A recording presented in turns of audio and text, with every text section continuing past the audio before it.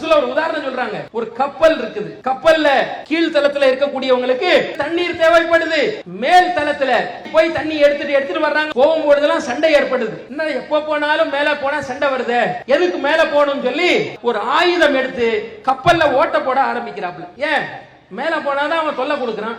கப்பலை ஓட்ட போட்டா தானா தண்ணி மேல வந்துருமா இல்லையா, எடுத்து குடிச்சுக்கலாம்னு சொல்லி ஓட்ட போட ஆரம்பிக்கிறாங்க. இத மேல உள்ளவன் பாக்குறான், ஓட்ட போடுறத கீழே தானே ஓட்ட போடுறான் என்று அவன் வேடிக்கை பார்த்து அமைதியா இருந்தால் என்ன நடக்கும் என்று ரசூலா கேட்கிறாங்க. புகாரில வரக்கூடிய ஹதீஸ். ரசூலா கேட்கிறாங்க, இது என்ன நடக்கும்? கீழ் தளம் மட்டும் அழிந்து போகாது, அழிந்து போகக்கூடியவர்கள் மேல் தளத்திலும் இருக்கக்கூடியவர்களும் தான் அழிந்து போவார்கள் ரசூலா சொல்றாங்க. எதுக்கு சொல்ல வர்றாங்க? நீங்க தப்பு செய்யல, ஊர்ல இருக்கக்கூடிய மத்தவன் ஹராமான காரியத்தில் ஈடுபடுறானா அவனை போய் தடுங்க, தடுக்காம நீங்கள் இருப்பீர்கள் என்று சொன்னால் அழிந்து போவது அவன் மட்டும் கிடையாது, நீங்களும் தான் என்பதை புரிய வைப்பதற்காக அல்லாஹ்வுடைய தூதர் அவர்கள் இந்த கப்பல் உதாரணத்தை சொல்கிறார்கள். அளவற்ற அருளாளனும் நிகரில்லாத பேரன்புடையவனுமான அந்த அல்லாஹ்வை போற்றி புகழ்ந்தவனாக என்னுடைய உரையை நான் ஆரம்பம் செய்கிறேன். அவனுடைய அன்பும் அருளும் சாந்தியும் சமாதானமும் நாம் உயிரிலும் மேலாக மதிக்கக்கூடிய நபி ஸல்லல்லாஹு அலைஹி வஸல்லம் அவர்கள் மீதிலும் அவர்களை பின்பற்றி நடக்கின்ற அனைத்து மக்கள் மீதிலும் திரளாக இங்கு ஒன்று குழுமி இருக்கக்கூடிய நம் அனைவர் மீதிலும் நிலவட்டுமாக. கண்ணியத்திற்கும் மரியாதைக்கும் உரிய பெரியவர்களே, தாய்மார்களே, சகோதர சகோதரிகளே, தமிழ்நாடு தௌஹீத் ஜமாத் கடையநல்லூர் பேட்டை கிளையின் சார்பாக இந்த கூட்டம் ஏற்பாடு செய்யப்பட்டிருக்கிறது. அன்னூர் இஸ்லாமிய பெண்கள் கல்வியகத்தின் சார்பாக பட்டமளிப்பு பெறக்கூடிய இந்த நிகழ்ச்சியிலே மாணவிகளும் அவர்களுடைய பெற்றோர்களும் அது மட்டுமில்லாமல் அனைத்து விதமான மக்களும் இந்த நிகழ்ச்சியிலே நாம் பங்கெடுத்திருக்கிறோம். இதில் எனக்கு மார்க்கத்தில் மங்கையர்களுடைய பங்கு என்ற தலைப்பின் கீழாக பேசுமாறு நான் படிக்கப்பட்டிருக்கிறேன். அல்லாஹ் ரப்புல் ஆலமீன் ஒட்டுமொத்தமான மூமின்களுக்கு முன்னுதாரணமாக கூறும் பொழுது இரண்டு பெண்மணிகளை தான் அல்லாஹ் உதாரணமாக சொல்லி காட்டுகிறான். ஸரபல்லாஹு மஸலன் லில்லதீன ஆமனு இம்ராஅத ஃபிரௌன். ஃபிரௌனுடைய மனைவியை அல்லாஹ் மூமின்களுக்கு முன்னுதாரணமாக காட்டுகிறான் என்று அல்லாஹ் சொல்லி காட்டுகிறான். ஏன், எதற்காக அவர்களை குறித்து அல்லாஹ் சொல்லி காட்டுகிறான்? அவர்கள் ஃபிரௌனுடைய மனைவியாக வாழ்ந்தார்கள். மிகப்பெரிய செல்வ செழிப்போடு வாழக்கூடிய ஒரு வாழ்க்கை அவர்களுக்கு இருந்தது. அப்படி இருந்தும் கூட இந்த தௌஹீதை ஏற்றுக்கொண்ட காரணத்தினால் அவர்கள் அந்த செல்வ செழிப்புகளை எல்லாம் புறம் தள்ளிவிட்டார்கள். அல்லாஹ் ஒருவன் என்ற அந்த கொள்கையை மூசா அலைஹிஸ்ஸலாம் கொண்டு வரும் பொழுது அதை ஏற்றுக்கொண்டார்கள். இந்த உலகத்தினுடைய செல்வ செழிப்பு ஆடம்பரங்கள் அனைத்தையுமே அவர்கள் இழந்தார்கள். அவர்கள் அல்லாஹ்விடத்தில் துஆ கேட்டார்கள், ரப்பிப்னிலி இந்தக பைத்தன் ஃபில் ஜன்னா, சொர்க்கத்தில் எனக்கு ஒரு மாளிகையை எழுப்பு யா அல்லாஹ் என்று கேட்டார்கள். வ நஜ்ஜினி மின் ஃபிரௌன வ அமலிஹி வ நஜ்ஜினி மினல் கௌமில் ஸாலிமீன். ஃபிரௌன் என்னை கொடுமைப்படுத்துகிறான் யா அல்லாஹ், ஃபிரௌனுடைய கூட்டத்தார் இந்த அநியாயக்காரர்கள் என்னை கொடுமைப்படுத்துகிறார்கள், அவர்களுடைய கொடுமையிலிருந்து என்னை காப்பாற்று என்று அவர்கள் கேட்டார்கள். அல்லாஹ் இந்த ரெண்டை சொல்லிவிட்டு சொல்லி காட்டுகிறான், ஸரபல்லாஹு மஸலன், இந்த பெண்மணிக்கு இதற்காகத்தான் நான் உங்களுக்கு உதாரணமாக காட்டுகிறேன் என்று அல்லாஹ் சொல்லி காட்டுகிறார். அப்போ ஒட்டுமொத்தமான சமுதாயத்திற்கு ஒரு பெண்மணியை ஃபிரௌனுடைய மனைவி ஆசியா அலைஹிஸ்ஸலாம் அவர்களை அல்லாஹ் ரப்பல் ஆலமீன் ரோல் மாடலாக முன்மாதிரியாக சொல்லி காட்டக்கூடியதை நம்ம பார்க்கிறோம். இந்த மார்க்கத்தில் பெண்களுடைய சிறப்பு எவ்வளவு மேன்மையாக இருக்கிறது என்பதற்கு இது ஒரு அடையாளம். அதுவரை இன்னொரு பெண்மணி யார்? ஈசா அலைஹிஸ்ஸலாம் அவர்களுடைய தாயார் மரியம் அலைஹிஸ்ஸலாம் குறித்து அல்லாஹ் சொல்லி காட்டுகிறான். ஓ மரியம் இப்னத இம்ரான் அல்லதி அஹ்ஸனத் ஃபர்ஜஹா ஃபனஃபக்னா ஃபீஹி மிர் ரூஹினா வஸத்தகத் பிகலிமாத்தி ரப்பிஹா வகுதுபிஹி வகானத் மினல் கானிதீன். இம்ரானுடைய மகள் மரியமை நாம் உங்களுக்கு உதாரணமாக காட்டுகிறோம். அல்லாஹ் சொல்லி காட்டுகிறான். அவரிடத்தில் நம்முடைய ரூஹை ஊதினோம், நம்முடைய வாக்கை அவர் உண்மைப்படுத்தினார் என்று அல்லாஹ் மரியம் அலைஹிஸ்ஸலாம் அவர்களை கற்பை பேணி பாதுகாத்து கொண்டார் என்று அல்லாஹ் ரொம்ப சிலாகித்து பேசுகின்றார். அப்ப பெண்களுடைய சிறப்பு எவ்வளவு இந்த மார்க்கத்தில் இருக்கிறது என்பதற்கு இந்த இரண்டு பெண்மணிகளுடைய உதாரணம் ஒரு சான்று. ஒன்று ஃபிரௌனுடைய மனைவி ஆசியா அலைஹிஸ்ஸலாம், இன்னொன்று மரியம் அலைஹிஸ்ஸலாம். ஆக இந்த இரண்டு பெண்மணிகள் ஒட்டுமொத்தமான மூமின்களுக்கு முன்னுதாரணமாக இருக்கிறார்கள். அது மட்டும் இல்ல, அனைவருமே தாயார்களாக நாம் இருக்கின்றோம். நமக்கு அன்னை இருக்கிறாங்க, தாய்மார்கள் இருக்கிறாங்க. தாயார்கள் ரீதியாக இஸ்லாமிய மார்க்கம் கண்ணியப்படுத்தியதை போல உலகத்தில் எந்த மார்க்கமும் கண்ணியப்படுத்தியதே கிடையாது. நபிகள் நாயகம் ஸல்லல்லாஹு அலைஹி வஸல்லம் இடத்துல கேட்டார்கள், அல்லாஹ்வுடைய தூதரே, நாம் உலகத்தில் அதிகமாக தோழமை கொள்வதற்கு தகுதியான நபர் யார் என்று கேட்கும் பொழுது ரசூலுல்லாஹ் சொன்ன பதில் என்ன? உம்முக்க, உன் தாய் தான்ப்பா. இரண்டாவது யார் அல்லாஹ்வுடைய தூதரே? உம்முக்க, உன் தாய் தான்ப்பா. மூணாவது யார் அல்லாஹ்வுடைய தூதரே? உன் தாய் தான்ப்பா. நாலாவது யாரு? அபூக்க, உன்னுடைய தந்தை என்று சொல்லி அல்லாஹ்வுடைய தூதர் அவர்கள் முதல் மூன்று இடத்துல தாய் தாய் தாய் என்று சொல்லி ஒரு பெண்ணை கண்ணியப்படுத்திய மார்க்கம் இஸ்லாம். எந்த மாதிரி காலகட்டத்தில்? பெண்கள் எல்லாம் உயிரோடு கொலை செய்யப்படக்கூடிய காலம் நபிகளாருடைய காலம். நபிகள் நாயகம் ஸல்லல்லாஹு அலைஹி வஸல்லம் எந்த சமுதாயத்தை சந்திச்சாங்களோ அந்த மக்கள் பெண் குழந்தை பிறந்த உடனேயே உயிரோட மண்ணுக்குள்ள போய் புதைச்சிட்டு வந்துருவாங்க, கொலை பண்ணிடுவாங்க. இன்றைய சமுதாயத்தில் கள்ளிப்பால் எல்லாம் ஊத்துனாங்களே இல்லையா, நெல்லு போட்டு கொண்டாங்களே இல்லையா, அந்த மாதிரி நபிகள் நாயகம் ஸல்லல்லாஹு அலைஹி வஸல்லம் எந்த மக்களை சந்திச்சாங்களோ அவங்கள பெண் குழந்தைகளை கொண்டுட்டு வந்தாங்க. அல்லாஹ் சொல்லி காட்டுகிறான், யதவாரா மினல் கௌமி மின் சூஇ மா புஷ்ஷிர பிஹி. அவனுக்கு ஒரு குழந்தை பிறந்து விட்டால் சமுதாயத்தை விட்டு ஒளிந்து வாழ்கிறான். இது மறைத்து வைக்க ஆசைப்படுகிறான், பெண் குழந்தை பிறந்து விட்டதே என்று கவலைப்பட்டு மறைந்தவனாக வாழ்கிறான் என்று அல்லாஹ் சொல்லி காட்டுகிறான். அந்த காலகட்டத்தில் குர்ஆன் பேசுகிறது, பெண் குழந்தை என்பது நற்செய்தி. அல்லாஹ் சொல்லி காட்டுகிறான், யஹபு லிமன் யஷா இனாசா யஹபு லிமன் யஷா துகூர். அல்லாஹ் தான் நாடியவர்களுக்கு பெண் குழந்தைகள் என்ற ஒரு அன்பளிப்பை நற்செய்தியாக தருகின்றான். அல்லாஹ் சொல்லி காட்டுகிறான், அன்பளிப்பாக தருகிறான். வதுகூர், ஆண் குழந்தையை அன்பளிப்பாக அல்லாஹ் தருகிறான். அதே மாதிரி ஆண் பெண் என்ற ரெண்டு குழந்தையும் சேர்த்து தருகிறான் அல்லாஹ் நாடியவர்களுக்கு என்று அல்லாஹ் பேசக்கூடியதை பார்க்கின்றோம். அப்ப நபிகள் நாயகம் ஸல்லல்லாஹு அலைஹி வஸல்லம் சொன்னாங்க, ஒரு பெண் குழந்தைய யார் மன் ஆல ஜாரியத்தைனி ஹத்தா தபுலுகா, எவர் ஒருவர் இரண்டு பெண் குழந்தைகளை பருவ வயது அடையும் வரை ஆளாக்கி வளர்க்கிறாரோ, ஒழுக்க மாண்போடு ஒழுக்க நெறியோடு இரண்டு பெண் குழந்தைகளை வளர்த்து ஆளாக்கினால் அவரும் நானும் சொர்க்கத்தில் இப்படி இருப்போம் என்றார்கள். இப்படி நான் யார் சொல்றது? ரசூலுல்லாஹி ஸல்லல்லாஹு அலைஹி வஸல்லம் சொல்றாங்க. தன்னுடைய ஆட்காட்டி விரலையும் நடுவிரலையும் இணைச்சு காட்டி சொல்றாங்க, நானும் அந்த ரெண்டு பெண் குழந்தைகளையும் ஆளாக்கி நல்ல முறையில் வளர்த்தாரே அவர் சொர்க்கத்துல இப்படி இருப்போம் என்று நபிகள் நாயகம் ஸல்லல்லாஹு அலைஹி வஸல்லம் விரலை காட்டுறாங்க. சொர்க்கத்துல இப்படி இருப்போம். பெண் குழந்தையை வெறுக்கிற காலகட்டத்தில், பெண் குழந்தைய மதிப்பு கொடுக்காத காலகட்டத்தில் அவ்வளவு சிறப்புகளை கொடுத்த மார்க்கம்.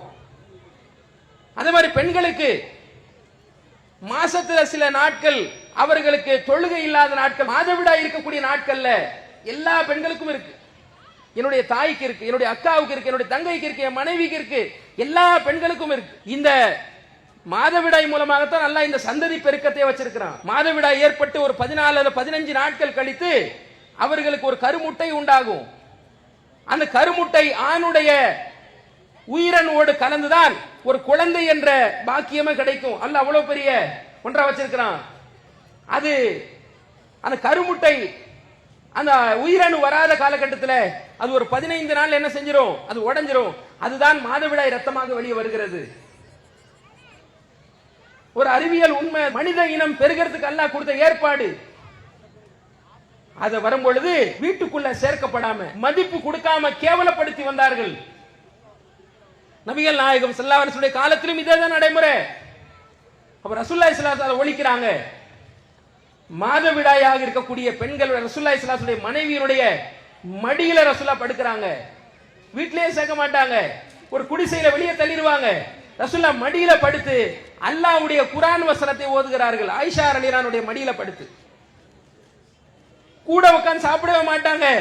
எந்த இடத்துல வாய் வைத்து இறைச்சியை ஆயிஷா ரலியல்லாஹு கடிச்சாங்களோ அதே இறைச்சி வாங்கி ரசூலுல்லாஹ்வும் கடிக்கிறாங்க. அந்த நேரத்தில் அது கேவலம் இல்லப்பா, அது பெண் குழந்தைக்கு வரக்கூடிய ஒரு இழிவான செயல் கிடையாது என்று இஸ்லாமிய மார்க்கம் நமக்கு அதனுடைய ஒரு வழிகாட்டுதலை கொடுக்கிறது. இல்லறத்தில் ஈடுபடாத, பள்ளிவாசலுடைய இடத்துக்கு மட்டும் வராத, மற்ற எந்த இடத்துல நீ ஈடுபடுறதும் உள்ள போறதும் குர்ஆன் ஓதுறது உனக்கு பிரச்சனையே கிடையாது என்ற மாதிரி ஒரு வழிகாட்டுதலை இஸ்லாமிய மார்க்கம் பெண்களுக்கு கொடுத்திருக்கிறது. அப்ப இவ்வளவு கண்ணியம் கொடுத்த இந்த மார்க்கம் கல்வி ரீதியாகவும் சொல்லி இருக்குங்க.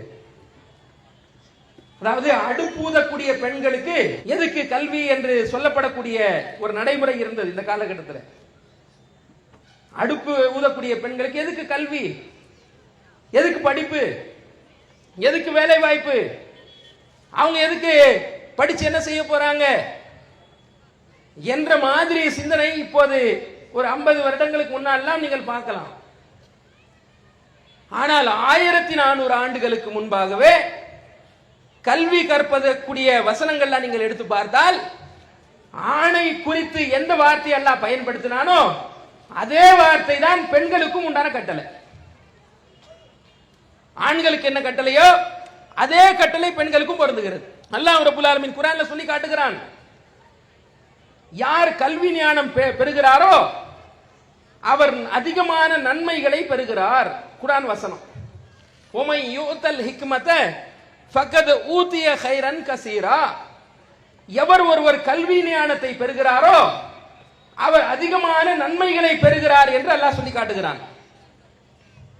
அப்போ இது ஆண்களை பார்த்து பேசுற வசனமா, ரெண்டு சாராரையும் பார்த்து பேசக்கூடிய வசனம். ஆணை பார்த்து அல்லாஹ் சொல்லி காட்டுகிறான், பெண்ணை பார்த்து அல்லாஹ் சொல்லி காட்டுகிறான். யார் கல்வி ஞானத்தை நீங்க பெறுறீங்களோ நீங்க அதிகமான நன்மைகளை பெறுறீங்க.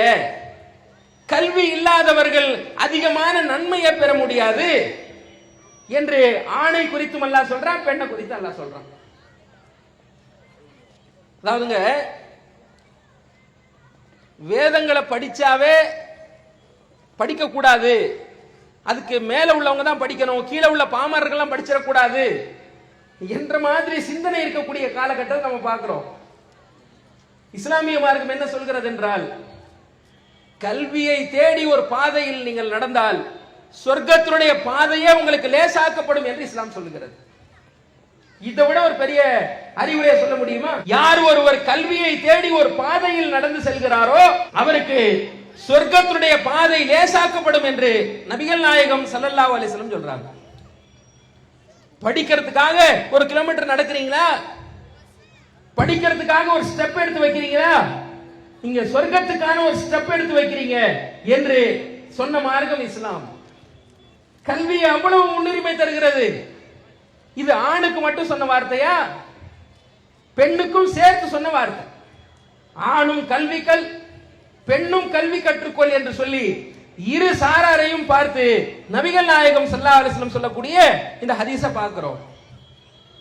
அது மாதிரி குர்ஆன்ல இன்னொரு வசனத்தில் அல்லாஹ் சொல்லி காட்டுகிறான், வலவுலா நஃபரும் மின் குல்லி ஃபிர்கா மின்ஹும் தாயிஃபா லியதஃபக்கஹு ஃபித்தீன், மார்க்கத்தை கற்றுக்கொள்வதற்காக உங்கள ஒரு கூட்டம் புறப்பட்டிருக்க வேண்டாமா என்று அல்லாஹ் கேட்கிறான். குர்ஆனை கற்றுக்கொள்வதற்கு, நபிகள் நாயகம் ஸல்லல்லாஹு அலைஹி வஸல்லம் ஹதீஸை கற்றுக்கொள்வதற்கு நீங்க புறப்பட்டிருக்க வேண்டாமா? ஒட்டுமொத்தமா எல்லாம் சொல்லல, ஒரு கூட்டம் போயிருக்கலாமா இல்லையா? ஒரு கூட்டம் போய் படிச்சுட்டு வந்து அவர்களுக்கு எச்சரிக்கை செஞ்சிருக்கலாமே, நீங்க ஊர் மக்களுக்கு எச்சரிக்கை செஞ்சிருக்கலாமே, வராம ஊர்ல இருக்கிறாங்களே அவர்களாம் நீங்க எச்சரிக்கை செஞ்சிருக்கலாமே, தவறான காரியம் ஈடுபட்டக்கூடிய நபர்களுக்கு இந்த மார்க்க கல்வியை கற்றுக்கொண்டு வந்து நீங்கள் எச்சரிக்கை செய்திருக்கலாமே என்று அல்லாஹ் சொல்லிட்டு லஅல்லஹும் யஹ்தரூன், அப்படி நீங்க எச்சரிக்கை செய்தால் அவர்கள் திருந்த வாய்ப்பு இருக்கா இல்லையா என்று அல்லாஹ் சொல்லக்கூடிய வசனத்தை பார்க்கறோங்க. அப்போ கல்வி என்பதை அல்லாஹ் எவ்வளவு வலியுறுத்தி சொல்கிறான் என்பதற்கு இது போன்ற நிறைய ஆதாரம் இருக்கு. இது முதலாவது பகுதிங்க. இரண்டாவதுங்க, நம்ம ஒரு கல்வி கற்க வேண்டும் என்று சொன்னா அதனுடைய சூழ்நிலை தீர்மானிக்கும். ஒரு எந்த நம்ம சமுதாயத்தில் நம்ம வாழ்றோமோ அந்த சமுதாயத்தில் எவ்வளவு தீமைகள் இருக்குதோ அந்த தீமைகளே ஆதாரம் அந்த கல்வியை கற்கணுன்றதுக்காக. இஸ்லாமிய மார்க்கம் எந்த கல்வியை போதிக்குது? ஒழுக்கத்தை போதிக்கக்கூடிய கல்வி தாங்க இஸ்லாம். இறைவனை பற்றிய போதிக்கக்கூடிய கல்வி, மறுமையை பற்றி போதிக்கக்கூடிய கல்வி, வணக்க வழிபாடுகளை பற்றி போதிக்கக்கூடிய கல்வி, நம்முடைய அன்றாட உணவு பழக்க வழக்கங்கள், கொடுக்கல் வாங்கல்கள், ஆடை அணியக்கூடிய முறைகள், வியாபாரம் செய்யக்கூடிய முறைகள், திருமண முறைகள், ஆடை அணியக்கூடிய முறைகள், சலாம் சொல்லக்கூடிய முறைகள் என ஒரு மனிதனுடைய அனைத்து வாழ்வியலையும் சொல்லிக் கொடுக்கக்கூடிய கல்வி மார்க்க கல்வி. மக்கள் என்ன நம்புறாங்க? என் பொண்ணு என் பையன் நல்லா படிச்சு மேல வரணும். என்னவா வரணும்? அவன் டாக்டரா வரணும், அவன் ஐஏஎஸ்ஆ வரணும், அவன் ஐபிஎஸ்ஆ வரணும், அவன் கலெக்டராக வரணும், அவன் பெரிய பெரிய அதிகாரியா உள்ள நிக்கணும், முஸ்லிம்கள் ஒடுக்கப்படுறாங்களா இல்லையா அவங்களுக்காக குரல் கொடுக்கணும் என்று சொல்லி முன்னாடி இருக்கிறத விட இப்போது டிகிரி படிக்கக்கூடிய மக்களுடைய எண்ணிக்கை அதிகம். ஆண்களும் படிக்கிறாங்க, பெண்களும் டிகிரி படிக்கிறாங்க. உலக கல்வி ஓரளவுக்கு உள்ள சென்று இருக்கிறது. வட மாநிலங்களை விட இந்த தென் மாவட்டங்கள்ல, குறிப்பா தமிழ்நாட்டில் படிக்கக்கூடிய அதனுடைய சதவிகிதம் கொஞ்சம் அதிகம். ஆனால் என்ன மறந்துட்டாங்க தெரியுமா? உலக கல்வி கற்கக்கூடிய அந்த நேரத்தில் மார்க்க கல்வியே இல்லாம உலக கல்வியை படிக்க வைக்கிறாங்க. மார்க்க கல்வியை மதிப்பே கொடுக்காம உயர் கல்வியை படிக்க வைக்கிறாங்க, உலக கல்வியை படிக்க வைக்கிறாங்க. உலக கல்விக்கு கொடுக்கக்கூடிய மதிப்புல, பங்குல 1000ல் ஒரு பங்கு கூட மார்க்க விஷயத்துக்கு கொடுக்க மாட்டேங்கிறாங்க. அதனால என்ன ஆகுது? நிறைய குழந்தைங்க நல்ல இங்கிலீஷ் பேசுறாங்க, நல்ல டிகிரியா இருக்காங்க, நல்ல படிச்சிருக்காங்க, அதிகாரியா இருக்காங்க. தொழுகை இருக்கா? தொழுகிறாங்க. ஆண் குழந்தையா இருக்கிறான், வளர்ந்து பெரியவனா இருக்கிறான், தொழுகை பாங்கு சொல்லப்படுது, தொழுகையில வரமாட்டேங்கிறானே. பெண் குழந்தைங்க தொழுகிறாங்களா? யோசிச்சு பாருங்க. இப்ப நம்முடைய குழந்தைய அல்லாஹ்வை அஞ்சக்கூடிய குழந்தையா உருவாக்கணுமா, வெறுமனே உலக கல்வியை கொடுத்து உருவாக்கணுமா? உலக கல்வியை கொடுத்து நீங்க உருவாக்கலாம். நீங்க சொல்றீங்க டாக்டர் ஆகணும், இன்ஜினியர் ஆகணும், இதாகணும், அதாகணும் சொல்றீங்க. நான் என்ன சொல்றேன்? அவன் முதல்ல மனுஷன் ஆகணும். அவன் அந்த ஒரு பையன் முதல்ல மனுஷனா மாறணும். அந்த பெண் குழந்தை முதல்ல மனுஷியா மாறணும். ஒழுக்கமே தெரியாமல், இஸ்லாமிய மார்க்கத்துடைய அடிப்படையை தெரியாம அவங்க எவ்வளவு படிச்சு என்னத்தை முன்னேற்றுவாங்க? இந்த சமுதாயத்தை, ஒடுக்கப்பட்ட மக்களுக்கு என்ன குரல் கொடுப்பாங்க? யோசிச்சு பார்க்கணுமா இல்லையாங்க? அப்ப மார்க்கத்தை மறந்து விட்டு உலக கல்வி உலக கல்வின்னு பேசக்கூடிய நபர்களை பார்க்கிறோம், உருவாக்குறதையும் பார்க்கிறோம். அதனால ஏற்பட்ட விளைவு ஒன்று, தொழுகை இல்லை. ஆண் இடத்துலயும் அந்த பசங்கள் இடத்துல தொழுகை இல்லை, பெண் குழந்தை இடத்துலயும் தொழுகை இல்லாம வளர்றாங்க. அடுத்து என்ன? சமூக வலைதளங்கள் உள்ள நுழைஞ்சு பார்த்தா ரொம்ப மோசம். அது இன்ஸ்டாகிராமா இருக்கட்டும், அது பேஸ்புக்கா இருக்கட்டும், அது போன்ற நிறைய ஸ்னாப் சாட் போன்ற ஏதோ வந்திருக்கு, நிறைய குப்பை. அது இன்ஸ்டாகிராம் மாதிரி ஒரு குப்பை உலகத்தில் வேற எதுவுமே கிடையாதுன்னு சொல்லிடலாம். எந்த ஒரு பொம்பளையும் எந்த ஒரு ஆம்பளை இடத்துல தனிமையா பேச முடியும், தனிமையா உரையாட முடியும். அரைகுறை ஆடையோடு வெளியே வர முடியும், இறுக்கமான Dress போட்டு வெளியே வர முடியும், அலங்காரமான Dress போட்டு வர முடியும், டான்ஸ் ஆட முடியும். அப்ப அது போன்ற சூழ்நிலைகள் இன்னைக்கு இல்ல இருக்கா இல்லையா? முகநூல்ல இருக்கா இல்லையாங்க? இன்ஸ்டாகிராம்ல இருக்கா இல்லையா? இது போன்ற சமூக வலைதளம் மூலமாக இளைஞர்கள் இளஞ்சிகள் வழிகட்டு போகக்கூடியத கண்ணால் பார்க்கிறோமா இல்லையா? காரணம் என்ன? மார்க்க கல்வி இல்ல, மார்க்க கல்வி கொடுத்து உருவாக்கப்படல, குர்ஆனுடைய கல்வி சொல்லி தரப்படல, நபிகள் நாயகம் ஸல்லல்லாஹு அலைஹி வஸல்லம் போதனைகள் சொல்லி தரப்படல, இறையச்சம் சார்ந்த கல்வி குறிப்பாக சொல்லி தரப்படல. இறையச்சம் முக்கியமானது. அல்லாஹ் எங்க இருந்தாலும் பார்க்கிறான், அல்லாஹ் எல்லா இடத்தையும் கண்காணிக்கிறான், அவனுடைய கண்காணிப்பில் இருந்து யாரும் தப்ப முடியாது என்று சின்ன பாலகனாக இருக்கும் பொழுதே சொல்லிக் கொடுக்கப்பட வேண்டிய கல்வி மார்க்க கல்வி. அது இல்லாத காரணத்தினாலதான் பெற்றோருடைய பதில் என்ன? எங்கெங்க என் பொண்ணு என் பேச்சு கேட்கிறான், எங்க என் பையன் என் பேச்சு கேட்கிறான், நீங்க அறிவுரை சொல்றீங்க கரெக்ட், கேட்க மாட்டேங்கிறாங்களே என்று புலம்புறாங்களா இல்லையா?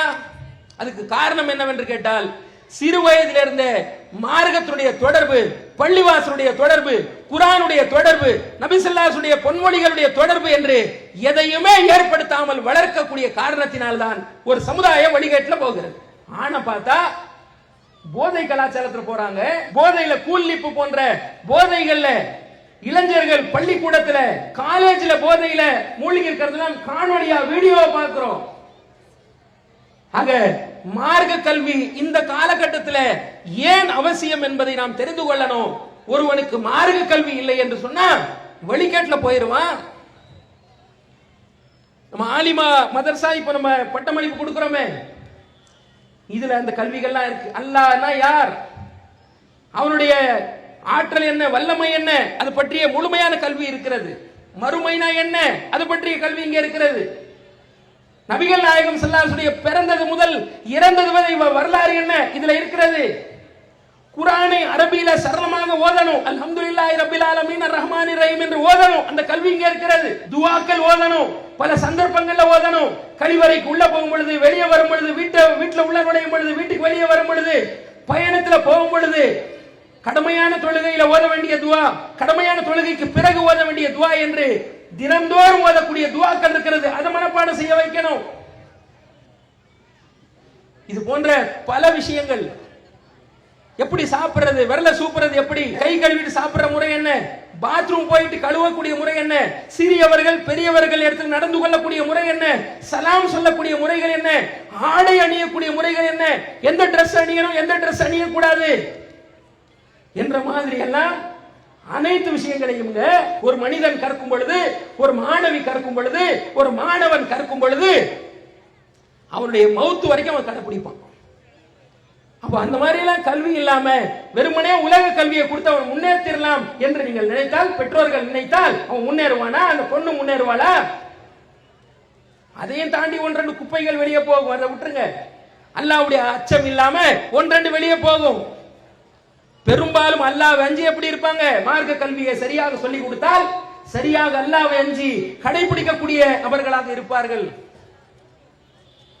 சூழல், இந்த இன்றைய சூழல் அதிகமான வழிகேடுகள் திறந்திருக்கிறது. அதாவது ஒரு 20-30 ஆண்டுகளுக்கு முன்னாடி நம்ம கிட்ட போன் கிடையாதுங்க.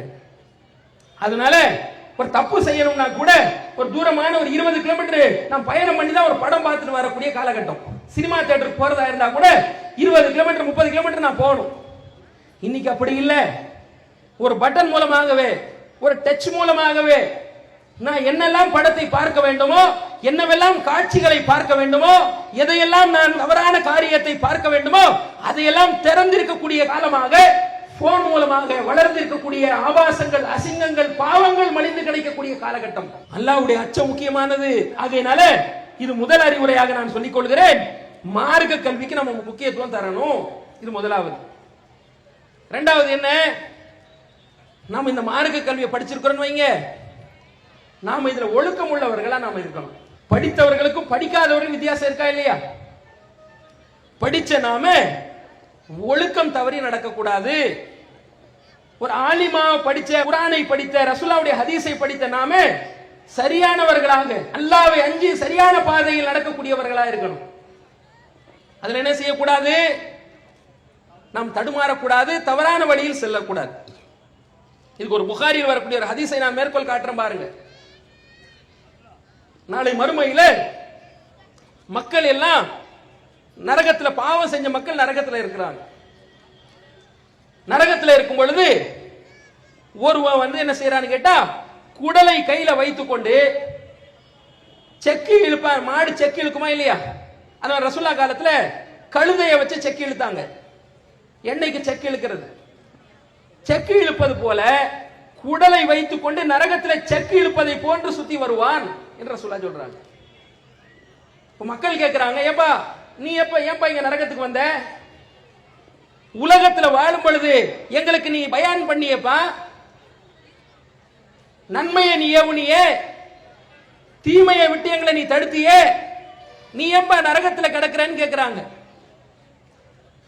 அவன் சொல்றான், நான் உங்களுக்கு நன்மையை ஏவுனது உண்மைதான், ஆனால் அந்த நன்மையை நான் செய்யவில்லை. நான் உங்களை தீமையை தடுத்தது உண்மைதான், அந்த தீமையை நானே செய்தேன்.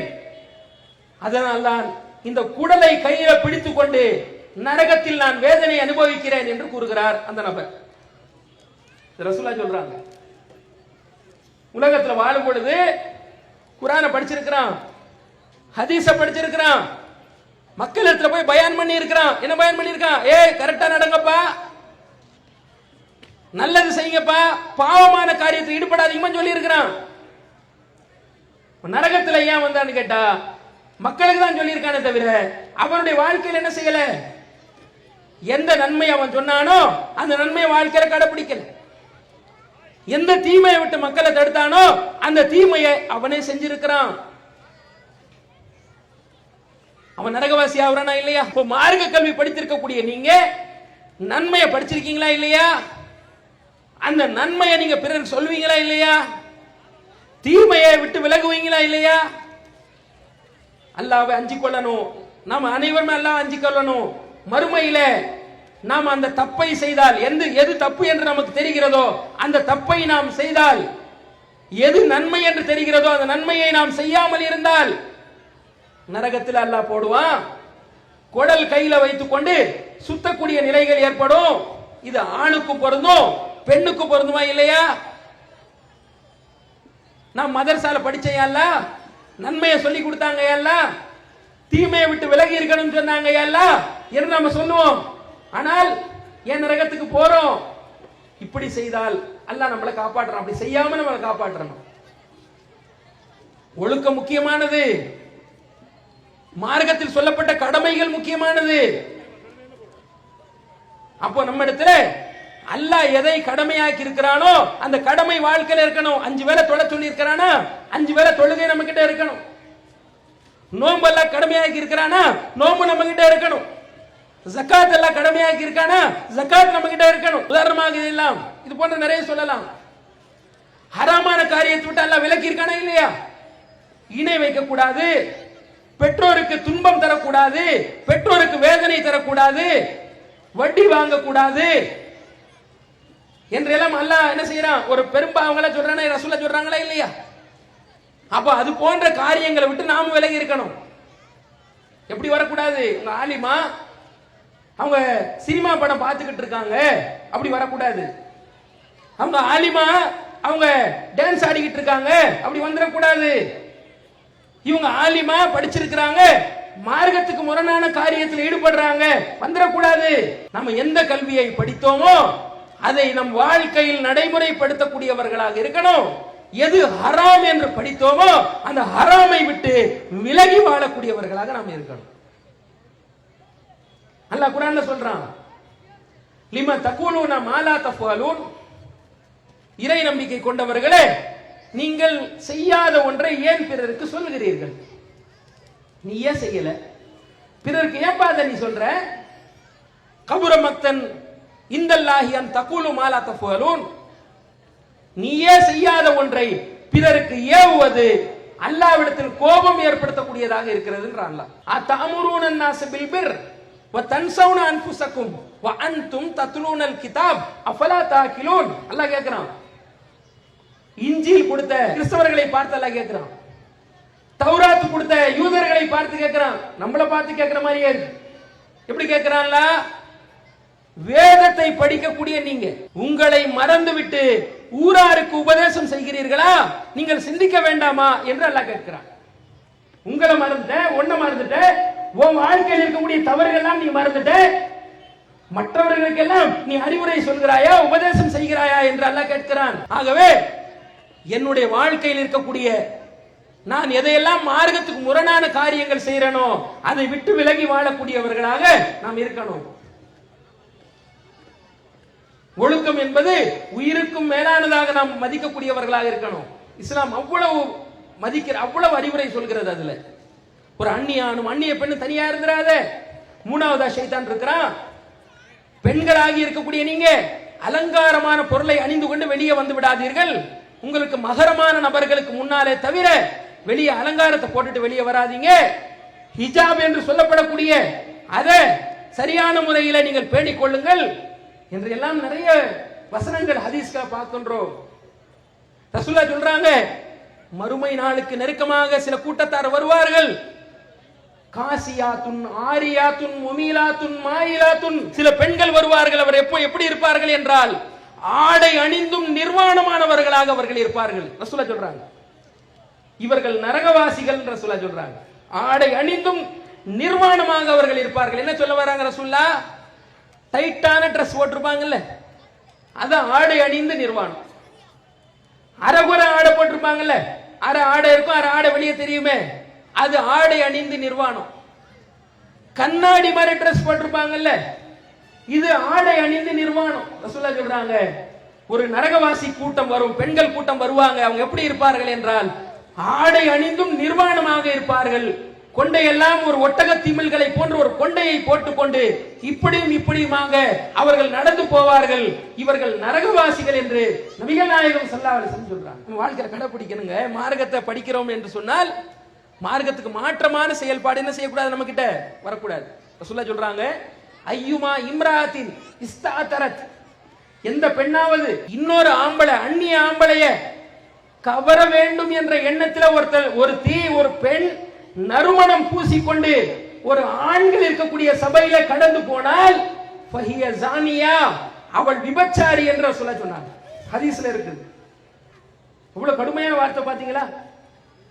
பிற ஆம்பளைய, பிற அந்நிய ஆண்களை கவர வேண்டும் என்ற எண்ணத்துல அத்தர் போட்டுட்டு இருக்கிற மாதிரி திரும்பி பார்க்கிற மாதிரி நடந்து போறது, இதெல்லாம் சொல்ல கண்டிக்கிறாங்க. அப்போ இந்த மாதிரி ஒழுக்கம் சார்ந்த விஷயங்கள் எல்லாம் நம்ம கிட்ட சரியாக இருக்கணும். இபாதத்துகள், தொழுகை சரியா இருக்கணும். மற்ற மார்க்கம், ஹலால் ஹராம் விஷயங்கள்லாம் சரியாக கடைபிடிக்கக்கூடியவர்களா இது இருக்கணும். இது இரண்டாவது. அல்லாஹ் குர்ஆன்ல சொல்லி காட்டுகிறான், அல்லதீன ஆதைனாஹுமுல் கிதாப யத்லூனஹு ஹக்க திலாவத்திஹி உலாயிக யுமினூன பிஹி. நாம் யாருக்கு இந்த வேதத்தை, குர்ஆனை கொடுத்தோமோ அவர்கள் ஓத வேண்டிய முறையில் இதை ஓதுகிறார்கள் அல்லாஹ் சொல்றான். குர்ஆனை நம்ம யாருக்கு கொடுத்திருக்கிறோமோ அவங்க ஓத வேண்டிய முறையில் இதை ஓதுறாங்க. உலாயிக யுமினூன பிஹி, இவர்கள் தான் அதை நம்பியவர்கள் அல்லாஹ் சொல்றான். என்ன சொல்ல வரான்ல? குர்ஆனை படிக்கிறவன் நேர்வழியில கிடையாது. குர்ஆனை படிக்க வேண்டிய முறையில் எவன் படிக்கிறானோ அவன் தான் நேர்வழியில இருக்கிறான், அவன் தான் சரியான முறையில நம்பி இருக்கிறான் அல்லாஹ் சொல்றான். இப்ப குர்ஆனை படிச்சவங்க எல்லாரும் என்ன செஞ்சிட முடியாது, நேர்வழியில இருக்க முடியாதுங்க. பக்கராவுல ஆரம்ப வசனமே அதானே, அலிஃப் லாம் மீம் ஸாலிகல் கிதாப் லா ரைப ஃபீஹி ஹுதல் லில் முத்தகீன். இது வேதம், இதில் எந்த சந்தேகமும் கிடையாது. இந்த குர்ஆன், இந்த வேதம் இறையச்சவாதிகளுக்கு நேர் வழி காட்டும். அல்லாஹ் சொல்ற வார்த்தையை பாத்தீங்களா?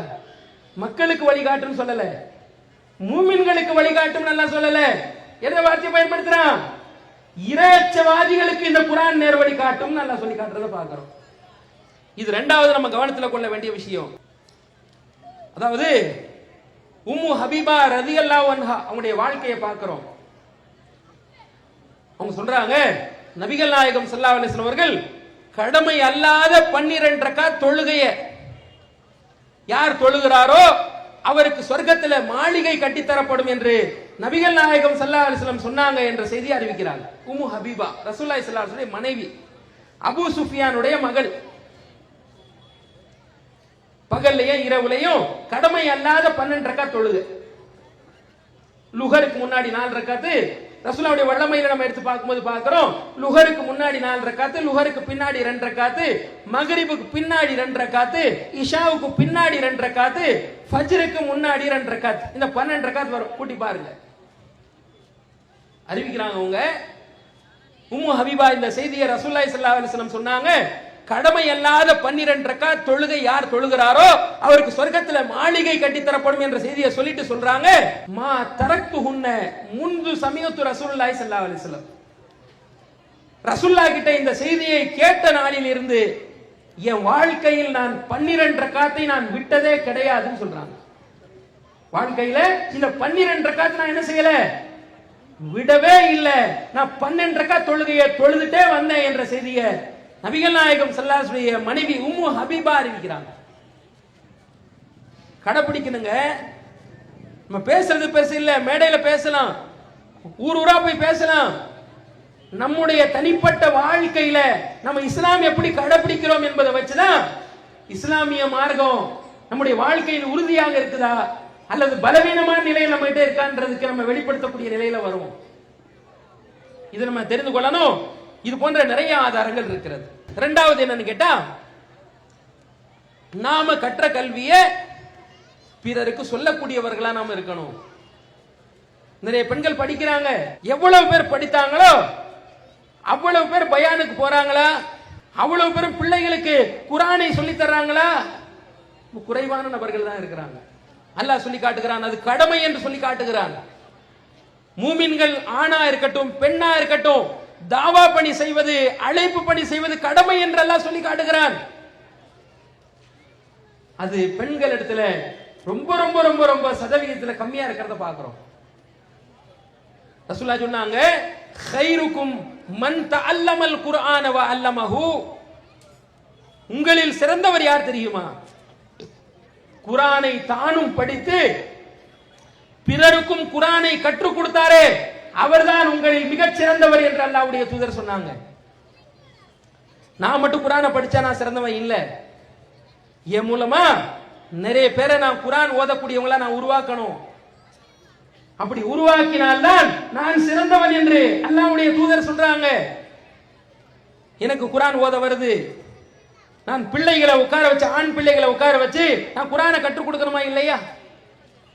நீங்க ஆலிமா படித்திருக்கிறீர்கள், இந்த சபையில நிறைய ஆலிமாக்கள் நீங்கள் இருப்பீர்கள்.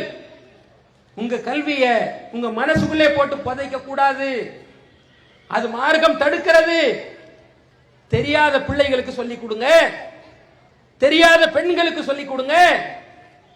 அப்படி கொடுத்தால் நீங்கள் அல்லாஹ்விடத்தில் மிகச் சிறந்தவர்களாக மாறுவீங்க. தான் கற்ற கல்விய பிறருக்கு சொல்லக்கூடியவர்களாக யார் இருக்கிறாங்களோ அவர்கள் தான் நன்மையில் மேன்மையானவர்களாக இருப்பார்கள்.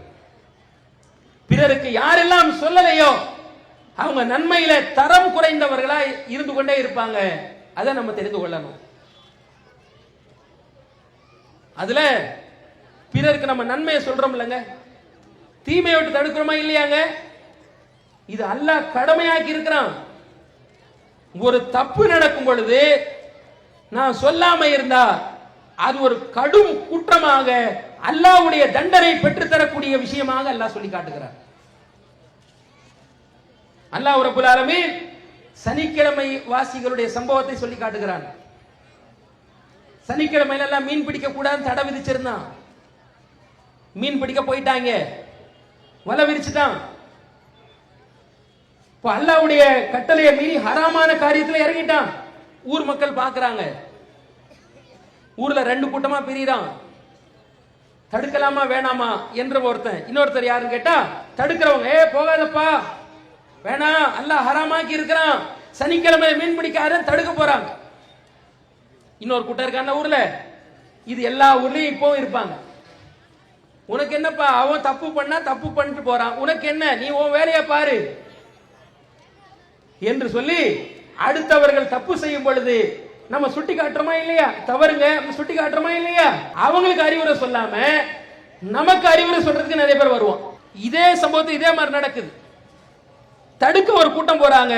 தடுக்கக்கூடிய நபர்களை பார்த்து ஒரு கூட்டம் வர்றாங்க. தடுக்காத, நம்ம மாமா மச்சா மாதிரி பழகுறோம், அவங்க கிட்ட போய் நீ ஏன் சண்டை போடுறன்ற மாதிரி வந்து சொல்கிறார்கள். லிம தைதுன கௌமன் அல்லாஹு முஹ்லிகுஹும் அவ் முஅذிபுஹும் அஸாபன் ஷதீதா. அல்லாஹ் அவங்களை அழிக்க போறான். மீன் பிடிக்க போயிட்டாங்கல்ல, அல்லாஹ் அழிக்க போறான், தண்டனை கொடுக்க போறான். அவனை ஏன் நீ அறிவுரை சொல்ற என்று கேட்கிறாங்க. அப்ப நன்மை ஏவுனாங்கல்ல, அவங்க சொல்றாங்க, நாங்க ஏன் நன்மை ஏவுறோம் தெரியுமா, நாம ஏன் தீமையை விட்டு தடுக்கிறோம் தெரியுமா, சனிக்கிழமை மீன் பிடிக்க கூடாதுன்னு ஏன் தடுக்கிறோம் தெரியுமா. அவங்க காரணம் சொல்றாங்க. மஅதிரத்துனிலா ரப்பிக்கும். அல்லாஹ் கூப்பிட்டு கேட்பான், ஏண்டா உன் கண்ணுக்கு முன்னாடி ஹராமான காரியத்தில் அவன் ஈடுபட்டானே, போய் தடுத்தியா என்று அல்லாஹ் கேட்கும் பொழுது நான் பதில் சொல்ல வேண்டும், காரணம் நான் சொல்ல வேண்டும், அதற்கு தான் நான் இப்போ போய் தாவா பணி செய்கிறேன் என்று என்ன செய்ய குர்ஆன்ல இந்த வரலாறு அல்லாஹ் சொல்றான். வலஅல்லஹும் யத்தகூன். சில பேர் திருந்திக் கொள்வார்கள், நான் சொல்வதின் அறிவுரை அவனுக்கு பயனளிக்கும், வந்துருவான், திரும்பி வந்துருவான், அதனாலதான் நான் அறிவுரை சொல்கிறேன்னு இவங்க சொல்றாங்க. அல்லாஹ் ஒரு கூட்டத்தாரை காப்பாற்றுகிறான், இரண்டு கூட்டத்தாரை அல்லாஹ் அழிக்கிறான். காப்பாற்றப்பட்ட கூட்டம் யார் என்றால் நன்மையை ஏவி தீமையை தடுத்தார்களே இவர்கள் காப்பாற்றப்பட்டார்கள். யார் அழிக்கப்பட்டார்கள் என்றால் அல்லாஹ்வுடைய ஹராமான காரியத்தில் ஈடுபட்டார்களே, அல்லாஹ் தடுத்த காரியமான மீன் பிடிக்கக்கூடிய காரியம், அவர்களையும் அல்லாஹ் அழித்தான். தீமையை தடுக்காமல் இருந்தார்களே, அல்லாஹ் அவர்களையும் அழித்தார். ஊர்ல தர்கா வழிபாடு இல்லையா, இந்த கடையநல்லூர்ல தாயத்து தகடுகள் கட்டக்கூடிய நபர்கள் இல்லையா, ஃபாத்தியா ஓதக்கூடிய நபர்கள் இல்லையா, மௌலது ஓதக்கூடிய நபர்கள் இல்லையா, இது மார்க்கத்துக்குள்ளதா? இது இணை வைப்பான காரியங்கள், பிதஅத்தான காரியங்கள், ரசூலுல்லாஹ் காலத்தில் இல்லாத நடைமுறைகள். இதெல்லாம் போய் நீங்க தடுத்திருக்கிறீங்களா? நம்ம தடுத்திருக்கிறோமா? தடுத்திருந்தா அந்த 3 கூட்டத்துல சனிக்கிழமை வாசிகள்ல போய் தடுத்தாங்களே, அந்த கூட்டத்தில் நம்ம வருவோம். தடுக்கவில்லை என்று சொன்னால் எந்த கூட்டத்தில் வந்துருவோம்? அல்லாஹ் எந்த அளவுக்கு அழிச்சான்னு கேட்டா, குரங்குகளாக பன்றிகளாக அவர்களை மாற்றி விட்டான், அழிச்சுட்டான். அல்லாஹ் அவ்வளவு கடுமையான தண்டனை கொடுத்தான் அவங்களுக்கு. ஒரே கூட்டம் தான் காப்பாற்றப்பட்டார்கள், தீமையை தடுத்த அந்த கூட்டம் மட்டும்தான் காப்பாற்றப்பட்டார்கள். நல்லா சொல்லி காட்டுகிறார். ரசூலுல்லாஹ் ஒரு உதாரணம் சொல்றாங்க. ஒரு கப்பல் இருக்குது, கப்பல்ல கீழே யார் இருக்கணும் மேலே யார் இருக்கணும் ஒரு பிரச்சனை வருது. சீட்டு குலுக்கி போட்டு இவங்க எல்லாம் கீழே இருக்கணும் இவங்க எல்லாம் மேலே இருக்கணும்ன்ற மாதிரி ஒரு முடிவாகுது. கப்பல் கடல்ல போயிட்டு இருக்குது, அல்லது ஒரு நதியிலேயோ ஏதோ ஒரு இடத்துல போயிட்டு இருக்குது. போயிட்டு இருக்கக்கூடிய அந்த நேரத்தில் குடிக்கிறதுக்கு இவங்களுக்கு தண்ணீர் தேவைப்படுது. கீழ்த்தளத்தில் இருக்கக்கூடியவங்களுக்கு குடிக்கிறதுக்கு தண்ணீர் தேவைப்படுது. அப்ப என்ன செய்யறாங்கன்னு கேட்டா, மேல் தளத்துல மேல் மாடிக்கு போய் தண்ணி எடுத்துட்டு வர்றாங்க குடிக்கிறதுக்காக. போகும்பொழுதெல்லாம் சண்டை ஏற்படுது. என்ன எப்போ போனாலும் மேல போனா சண்டை வருது, எதுக்கு மேல போகணும்னு சொல்லி ஒருத்தர் என்ன செய்யறாருன்னு கேட்டா, ஒரு ஆயுதம் எடுத்து கப்பல்ல ஓட்ட போட ஆரம்பிக்கிறாப்ல. ஏன் மேல போனாதான் அவன் தொல்லை கொடுக்குறான், கப்பலை ஓட்ட போட்டா தானா தண்ணி மேல வந்துருமா இல்லையா, எடுத்து குடிச்சுக்கிறலான்னு சொல்லி ஓட்ட போட ஆரம்பிக்கிறாங்க. இத மேல உள்ளவன் பாக்குறான், ஓட்ட போடுறத கீழே தானே ஓட்ட போடுறான், நம்மளே ஓட்ட போட போறான் என்று அவன் வேடிக்கை பார்த்து அமைதியா இருந்தால் என்ன நடக்கும் என்று ரசூலுல்லாஹ் கேட்கிறாங்க. புகாரில வரக்கூடிய ஹதீஸ். ரசூலுல்லாஹ் கேட்கிறாங்க, இது என்ன நடக்கும்? கீழ்த்தளம் மட்டும் அழிந்து போகாது, அழிந்து போகக்கூடியவர்கள் மேல் தளத்திலும் இருக்கக்கூடியவர்களும் தான் அழிந்து போவார்கள் ரசூலுல்லாஹ் சொல்றாங்க. எதுக்கு சொல்ல வர்றாங்க? நீங்க தப்பு செய்யல, நீங்க நல்லதுல தான் இருக்கிறீங்க. ஊர்ல இருக்கக்கூடிய மத்தவன் ஹராமான காரியத்தில் ஈடுபடுறானா அவனை போய் தடுங்க. தடுக்காம நீங்கள் இருப்பீர்கள் என்று சொன்னால் அழிந்து போவது அவன் மட்டும் கிடையாது, நீங்களும் தான் என்பதை புரிய வைப்பதற்காக அல்லாஹ்வுடைய தூதர் அவர்கள் இந்த கப்பல் உதாரணத்தை சொல்கிறார்கள். குறிப்பா படிச்சிருக்கிறோம், நம்ம ஆலிம்களா படிச்சிருக்கிறோம் என்றால் சொல்லாம இருக்காதீங்க. எல்லா இடத்துலயும் போவோம், இந்த தாவா பணிகளை கொண்டு செல்வோம், நன்மையை சொல்லுவோம், தீமையை தடுப்போம். பிள்ளைகளுக்கு மத்த மதரசாவுல குர்ஆன் போன்ற இஸ்லாமிய மார்க்கத்துடைய அடிப்படை கல்வியை சொல்லி கொடுப்போம். அப்போ இது போன்ற காரியங்கள்ல நம்ம ஈடுபடணும். திருப்பி திருப்பி இந்த கல்விகளை சொல்லி கொடுத்து கொண்டே இருக்கணும். அப்படி கல்வியை நான் மட்டும் வைத்துக் கொள்ளாமல் பிறருக்கு சொல்லக்கூடிய நிலையிலே நாம் மௌத்தாகணும். அல்லாஹ் சொல்றான், வமன் அஹ்சனு கௌலன் மிம்மன் தஆ இலல்லாஹ் வ அமில சாலிஹன் வ கால இன்னனி மினல் முஸ்லிமீன். அழகான வார்த்தையை சொன்னவன் யார்? அல்லாஹ் கேட்கிறான். அழகான வார்த்தையை சொன்னவன் யார்? அழகான வார்த்தை என்ன? அல்லாஹ் சொல்றான், நன்மையான காரியத்தின் பக்கம், அதாவது அல்லாஹ்வின் பக்கம் ஒருத்தனை கூப்பிடுறோமா இல்லையா? அல்லாவின் பக்கம் வா கூப்பிடுறோமா இல்லையா? இதான் அல்லாஹ் சொல்ற அழகிய வார்த்தைன்றான்ல. அல்லாவின் பக்கம் அழைக்கிறானே, தாவா பணி செய்யறானே, இதை விட சிறந்த சொல் சொன்னவன் வேறு யாரும் கிடையாது. பிறருக்கு எப்போதெல்லாம் நாம் நன்மையான காரியங்களை சொல்லிக் கொண்டே இருக்கிறோமோ, பிறருக்கு எப்போதெல்லாம் நாம் தீமையை விட்டு நாம் தடுத்துக் கொண்டிருக்கிறோமோ, அந்த காலம் எல்லாம் அவர்கள் திருந்துகிறார்களா இல்லையா என்பது அல்லாஹ்வுடைய பொறுப்புல இருக்கக்கூடியது. என்ன கேட்டா 950 ஆண்டு காலம் பிரச்சாரம் செஞ்சார் நூஹ் நபி. ஒரு குறிப்பிட்ட நபர்கள் தான் வந்தாங்க. அது அல்லாஹ்வுடைய அதிகாரத்தில் உள்ளது. யார் வரணும் யார் வரக்கூடாது என்பது அல்லாஹ்வுடைய அதிகாரத்தில் உள்ளது. மை யஹ்தி இல்லாஹு ஃபலா முதில்லலா வமை யுதிலில் ஃபலா ஹாதியலா. அல்லாஹ் யாருக்கு நேர்வழி காட்டுறானோ அவங்களை வழி கெடுக்க முடியாது. அல்லாஹ் யாரை வழிகாட்டில் விட்டுட்டானோ அவங்களை நேர்வழிப்படுத்த முடியாது. ஆனால் இந்த நன்மையை ஏவி தீமையை தடுக்கக்கூடிய காலம் எல்லாம் நாம ஒழுக்கமான ஒரு வாழ்க்கையை, மார்க்கத்துக்கு உட்பட்ட ஒரு வாழ்க்கையை, அல்லாஹ்வும் அவருடைய தூதரும் கூறிய ஒரு வாழ்க்கையை நான் சரியான முறையில் வாழ்வதற்கு அது ஒரு வாய்ப்பாக இருக்கிறது, ஒரு வேலையாக இருக்கிறது. நான் போய் மேடையில் நின்று பேசிடுறேனா, நல்லது நல்லதுன்னு சொல்லிடுறேனா, தப்பு நான் சொல்லும் பொழுது, நான் உதாரணமா ஒரு தியேட்டருக்கு போறேன்னு வைங்க, சினிமா படம் பார்க்க போறேன்னு வைங்க, விடுவாங்களா? என்ன சட்டையை பிடிச்சி கேட்பாங்க, என்னடா நீ பயான் பண்ண அவ்வளவு வாய்கிலேயே பேசுன, எங்கடா நிக்கிறேன்னு கேட்பாங்களா இல்லையா? இந்த கூச்ச உணர்வு, இந்த வெட்க உணர்வு என்ன செய்யும்னு கேட்டா தீமையிலிருந்து வெளியே கொண்டு வருங்க. அப்போ நாம எல்லாருக்குமே நன்மையான காரியம் செய்யக்கூடியவர்களா நம்ம பழகணும். தீமையை தடுக்கக்கூடியவர்களாக நம்ம பழகினால் நம்முடைய வாழ்க்கை சீராக கூடியதை நீங்க கண்ணால பாப்பீங்க.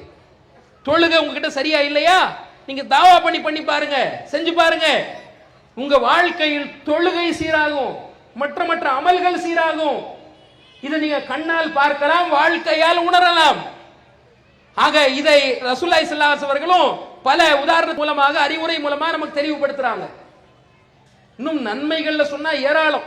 நான் ஒருத்தருக்கு நன்மையை சொல்றேன், அவங்க அதை கடைபிடிக்க ஆரம்பிக்கிறாங்க, நேர்வழியை நான் சொல்றேன், நேர்வழிக்கு அவங்க வந்துடுறாங்க. எனக்கு என்ன கூலியில நன்மை கிடைக்கும் என்றால், அவங்க எதையெல்லாம் அமல் செய்யறாங்களோ அந்த அமலுடைய நன்மையெல்லாம் எனக்கு வரும் சொல்றாங்க. நான் சொல்லத்தான் செஞ்சேன், நான் செய்யல அமலு. அவங்க நேர்வழிக்கு வர்றதுக்கு நான் தாவா பண்ண பாருங்க, அவங்க இந்த நேர்வழியை ஏற்றுக்கொண்டு வந்ததினால் அதுக்கப்புறம் தொழக்கூடிய தொழுகை, நோன்பு, ஜகாத்து, ஹஜ்ஜு போன்ற என்ன எல்லாம் அவங்க அமல் செய்யறாங்களோ அதுல எல்லாம் எனக்கு நன்மை வரும் என்று அல்லாஹ்வுடைய தூதர் சொல்லிட்டு அவர்களுடைய நன்மையில் எதுவும் குறையாது என்றும் சொல்கிறார்கள். ஆக படித்திருக்கிறோம் என்று சொன்னால், இந்த குர்ஆனுடைய ஹதீஸுடைய கல்வியை தெரிந்திருக்கிறோம் என்று சொன்னால் நம்ம மறைக்க கூடாது. அபூ ஹுரைரா ரலியல்லாஹு போன்றவர்கள் பயந்தாங்க, மறைக்கிறதுக்கு பயந்தாங்க. ஆக இந்த சமுதாயத்தில் நன்மையை நன்மை என்றும் தீமையை தீமை என்றும் தடுக்கக்கூடியவர்களாக மாறணும். அல்லாஹ் சொல்லக்கூடிய குர்ஆன் வசனத்தை சொல்லி நான் நிறைவுக்கு வருகிறேன். அதாவது அல்லாஹ் சொல்லி காட்டுகிறான், வல் தகும் மின்கும் உம்மா யதுஊன இலல் கைர் யாமுருன பில் மாரூஃப் வ யன்ஹவுன அனில் முன்கர் வ உலாயிக ஹுமுல் முஃப்லிஹூன். உங்களில் ஒரு கூட்டம் இருந்து கொண்டே இருக்கட்டும், நன்மையான காரியத்தின் பக்கம் அழைப்பதற்குரிய ஒரு கூட்டம் இருந்து கொண்டே இருக்கட்டும். மக்களிடத்தில் நன்மையை நன்மை என்று சொல்லக்கூடிய, மக்களிடத்தில் தீமையை தீமை என்று சொல்லக்கூடிய ஒரு கூட்டம் இருந்து கொண்டே இருக்கட்டும். இவர்கள் தான் நாளை மறுமையில் வெற்றி பெறுவார்கள் என்று அல்லாஹ் ரப்பல் ஆலமீன் சொல்லி காட்டுகிறான். அப்படிப்பட்ட ஒரு நன்மக்களாக நாம் அனைவரும் மாறணும்.